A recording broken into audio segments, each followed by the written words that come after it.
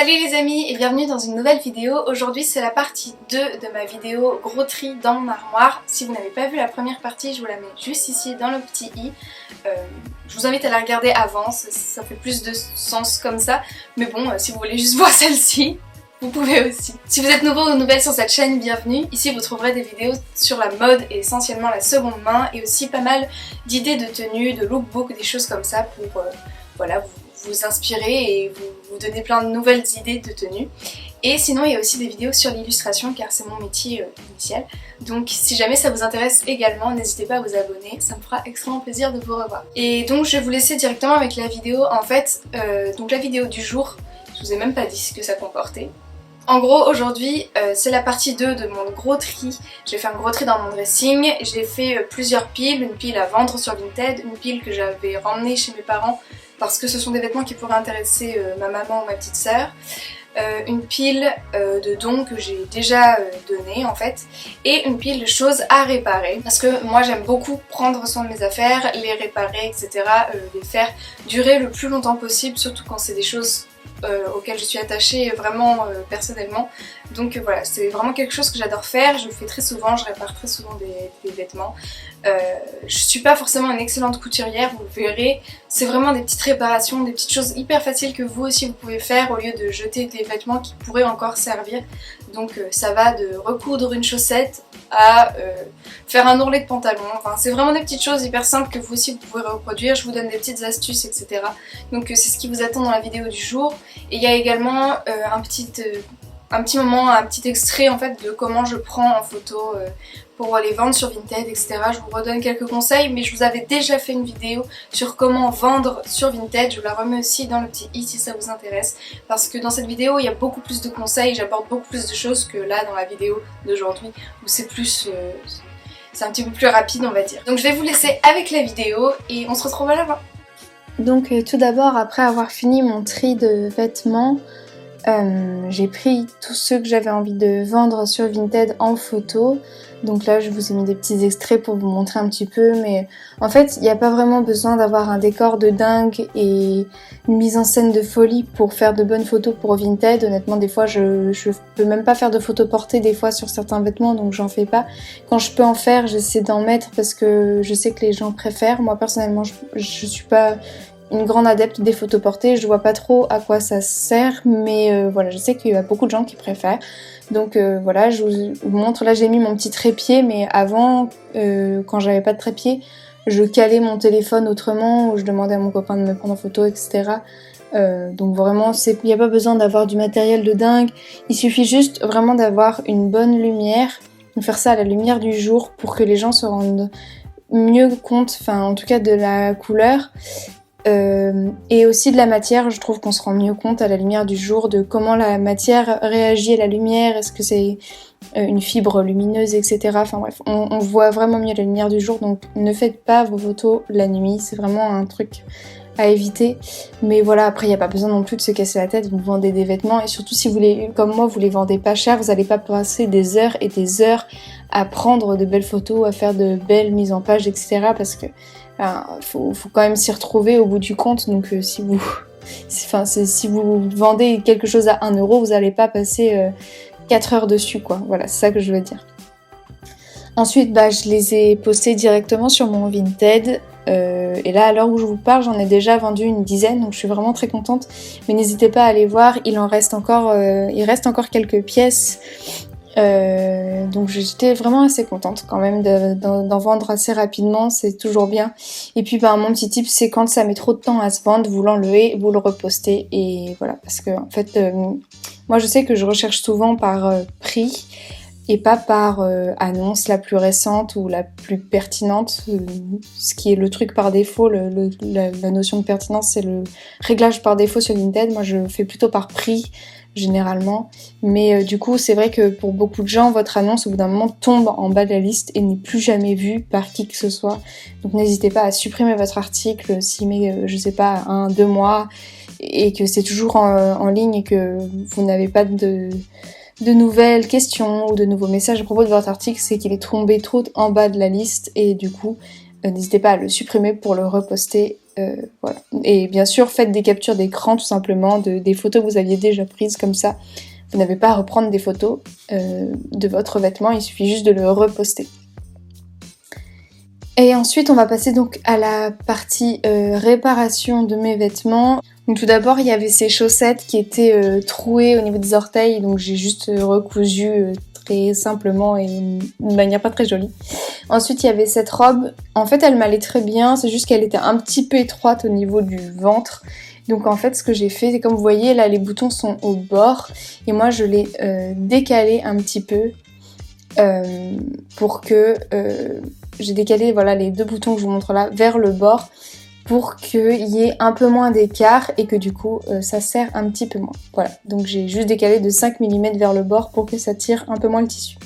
Ensuite il y a mon blazer noir, la doublure était un petit peu déchirée, voilà, donc j'ai fait un petit point vraiment très rapide. Voilà. Je suis pas franchement je suis pas une très bonne couturière, hein. Comme vous pouvez le voir c'est souvent des points un peu grossiers ou quoi, mais c'est souvent dans des détails qu'on voit pas en fait, qui sont à l'intérieur du vêtement ou cachés, donc voilà. Et ensuite j'avais ce petit pull où en fait les bras sont très étroits parce qu'il est un peu rétréci. Et en plus de ça, ils sont abîmés au niveau des dessous des bras, le tissu est très usé, donc j'ai décidé d'en faire un débardeur. Comme moi je ne porte pas de soutien-gorge, je mets des débardeurs en fait assez moulants dessous pour que ça tienne tout mon buste bien comme il faut. Parce qu'en fait les soutiens-gorge me font mal au dos, donc je n'en porte plus et je porte à la place des débardeurs comme ça en XS qui me servent en fait de soutien-gorge on va dire. Donc voilà, j'ai juste coupé les manches et voilà, j'ai un petit débardeur vu que les dessous de bras et les manches étaient usées, voilà. Et par contre je jette pas le bout des manches qui était bien parce qu'en fait je m'en sers comme guêtre. Vous savez c'est des chaussettes sans pied, voilà. Parce qu'en hiver j'ai un peu froid souvent au niveau des jambes, donc je mets des guêtres comme ça avec mes pyjamas ou quoi, donc je les garde toujours. Là sur cette veste en fait, vous voyez il y a une petite attache pour relever la manche, sauf qu'en fait c'est hyper idiot, mais ils l'ont fait un peu trop longue, ce qui fait que en gros la languette dépassait si on laissait la manche longue et pas repliée, donc je trouve ça un peu stupide parce qu'il aurait juste fallu la couper d'1 centimètre à peine. Du coup voilà, j'ai coupé et j'ai cousu avec un fil qui est pas du tout de la bonne couleur, mais c'est parce qu'en fait je les remonte très rarement les manches de cette veste, donc c'est une languette qui me sert pas vraiment, donc vous voyez on voit pas du tout une fois que la manche est rabaissée, donc j'ai pas cherché un fil orange pour matcher la couleur. Si un jour je veux faire bien les choses, je le referai avec un fil orange, mais là j'avais pas de fil orange sous la main, donc j'ai pris un fil beige et de toute façon comme c'est un détail qu'on ne voit pas, ça ne me gêne pas vraiment. Mais voilà, je vous dis c'est vraiment du système D, c'est vraiment des petites réparations que n'importe qui peut faire parce que je vous assure que je ne suis pas du tout une bonne couturière, mais alors pas du tout.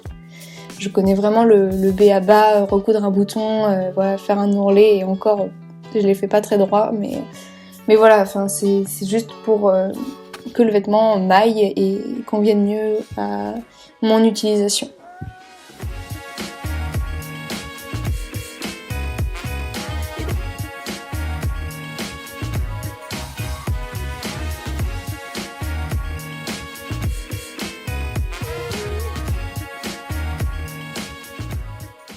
Ensuite, j'allais mettre en vente à la base ce pull sur Vinted parce que c'est un pull vintage de la marque Gap qui était dans une taille plutôt XS je dirais, mais en fait quand je l'ai acheté il avait déjà un peu rétréci au lavage je pense, et je pense que moi aussi je l'ai fait rétrécir un tout petit peu plus. Le tissu reste toujours d'une bonne qualité et d'un bel aspect, mais il commençait à être trop serré au niveau des bras, c'était impossible, et surtout les manches commençaient à être très courtes. Et en fait, je voulais absolument avoir un petit pull sans manches qui convenait à mes couleurs de tenue, etc. Et ce pull-là, j'y suis très attachée. J'arrivais pas à vraiment le vendre sur Vinted. J'avais pas envie de le vendre. Et j'ai réalisé donc qu'en fait, j'avais qu'à juste couper les manches proprement le long de la couture. Comme ça, j'ai même pas d'ourlet à faire ni quoi que ce soit. Et ça me faisait un super pull sans manches dans la couleur que je souhaitais et que j'avais pas besoin d'en acheter un sur Vinted, donc j'étais super contente d'avoir eu cette idée au dernier moment. Du coup voilà, c'est vraiment hyper simple, comme vous pouvez le voir, j'ai juste coupé d'abord grossièrement le bras et ensuite très finement au ras de la couture pour que j'ai pas d'ourlet ou quoi que ce soit à faire et que le pull soit directement là portable comme ça. Et donc c'est vraiment un petit tip, si jamais vous avez un pull chez vous dont les manches sont un peu abîmées ou quoi et que vous pouvez, et qu'il y a une couture, parce qu'il faut vraiment qu'il y ait une couture parce que sinon ça va juste se détricoter et vous risquez juste de perdre tout votre pull. Donc s'il y a une couture comme ça, n'hésitez pas à juste couper le long de la couture et la garder, donc couper à l'extérieur de la couture pour garder la couture sur le pull et pas sur la manche, et voilà. Et j'ai fait pareil pour ce pull là, c'est-à-dire que j'ai gardé quand même les manches et j'en ai fait des guêtres que je peux mettre avec mes pyjamas. Et en plus, comme il est en 100% laine de mérinos, il est à la fois très très chaud et très doux, donc c'est parfait. Et ensuite, je vous en avais parlé très rapidement, je crois, dans ma vidéo de declutter. Du coup, j'ai vendu pas mal de pantalons et j'en avais acheté 3 chez une dame où j'ai payé 8 ou 9 euros les 3 pantalons au total, avec les frais de port, donc ça me faisait un peu moins de 3 euros le pantalon. Et donc sur les 3, il y en avait un où l'ourlet était pile à la bonne longueur. Par contre, les 2 autres étaient vraiment hyper longs pour moi, beaucoup trop longs. Il y avait entre 5 et 10 cm à enlever à peu près. Donc voilà, là j'avais déjà épinglé, là je vous montre juste comment je fais mes ourlets, mais c'est extrêmement simple. Et puis vous avez des tonnes et des tonnes de tutos qui seront beaucoup mieux expliqués et mieux faits aussi que moi, parce que là mon ourlet était pas très droit. Donc voilà, j'ai d'abord commencé par mon tissu bleu marine, mon pantalon bleu marine, puisque le fil qui était déjà dans ma machine était noir, donc c'était parfait. Et ensuite, j'ai changé de fil, comme vous pouvez le voir juste là, pour un fil un peu beige rosé pour le deuxième pantalon. Et c'était très simple, même si je l'ai pas extrêmement bien fait. Franchement, c'est en bas du pantalon, personne ne le voit, et voilà, au moins c'est fait. Et maintenant les 2 pantalons sont à ma taille. Je vous les montrerai plus précisément dans une prochaine vidéo, soit dans un lookbook, soit dans le prochain haul Vinted dans lequel ils seront.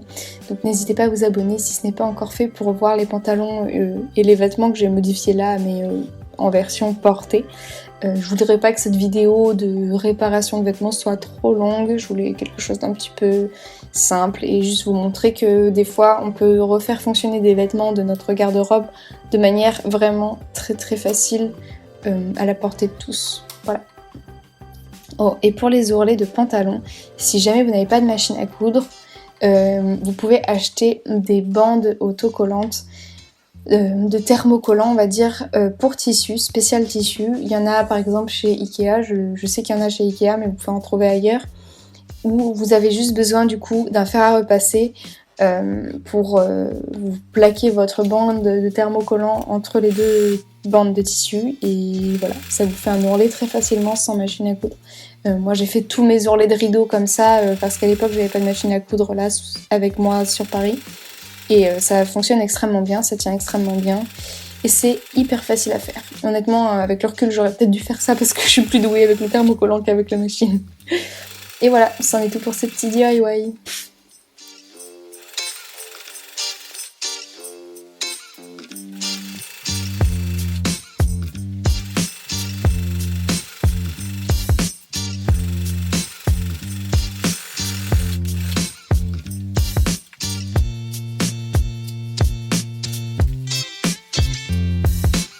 Bon, me revoilà, j'espère que ça vous a plu, que ça vous a été utile et que vous avez peut-être fait vous aussi du tri dans vos affaires.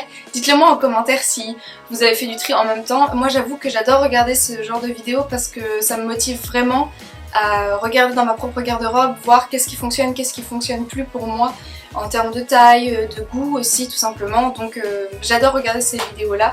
Et c'est vrai que je fais rarement un tri gigantesque. Généralement en fait quand je vois qu'une pièce me va plus ou me plaît plus, je la mets directement de côté, je la mets en vente directe sur Vinted ou quoi.